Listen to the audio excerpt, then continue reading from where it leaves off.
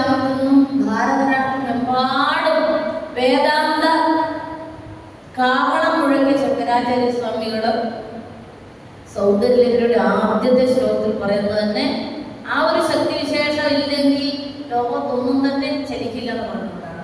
ശിവശക്തിയായുക്തോ യദി ഭവതി ശക്തഃ പ്രഭവിതും ന ചേദേവം ദേവോ ന ഖലു കുശലസ്പന്ദിതുമപി അതസ്ത്വാമാരാധ്യാം ഹരിഹര വിരിഞ്ചാദിഭിരപി പ്രണന്തും സ്തോതും വാ കഥമകൃത പുണ്യം പ്രഭവതി. ശിവഃ ശക്തിയായുക്തഃ, സാക്ഷാൽ ശിവഭഗവാൻ മാത്രം ഉണ്ടായിട്ടല്ല, അദ്ദേഹത്തിന്റെ ശക്തി വിഷയം നമുക്കറിയാം. സാംഖ്യകാരികളിലൊക്കെ 25 തത്വങ്ങളുണ്ടെന്ന് പറയുന്നുണ്ട്. വ്യക്തത, അവ്യക്ത, അജ്ഞാനം എന്നൊക്കെ പറയും. അതിൽ അജ്ഞാനം എന്ന് പറയുന്നത് അല്ലെ പുരുഷതത്വം. ആ പുരുഷതത്വത്തിന് ഈ ഒരു ശക്തി വിശേഷം കൂടെ ചേരുമ്പോൾ മാത്രമേ ലോകത്ത് എല്ലാ വിധത്തിലുള്ള സൃഷ്ടികളും സംഭവിക്കുകയുള്ളൂ എന്നുള്ളത്.